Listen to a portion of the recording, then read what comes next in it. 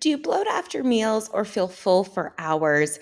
These could actually be from low stomach acid symptoms and not just from eating too much or eating the wrong things.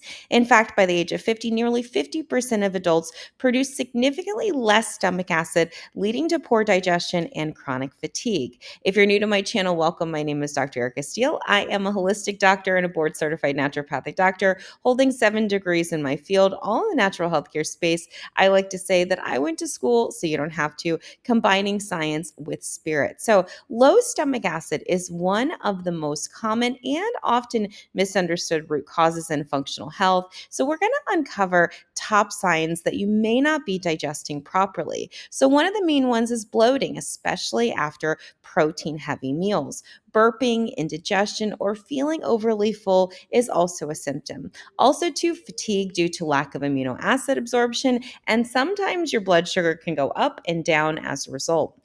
Undigested food in your stool, so when you actually see what you've eaten in your stool, not a good idea. And reflux that's actually caused from low stomach acid, not high. So we actually use a baking soda burp test in our Intro to Holistic Medicine 2 class, and it goes all over how you can test your body to be able to determine if you need additional stomach acid and what you can do to actually support it. If you want our support, you can join our Intro to Holistic Medicine 2, which is a 12-week course dedicated to detoxification and elimination, teaching you how to detoxify naturally, as well as access to our Holistic Life app so you can actually track your trends over time. So you're not guessing with your health, you're testing it and making objective, evidence-based findings and evidence-based solutions that can help you and your family heal naturally.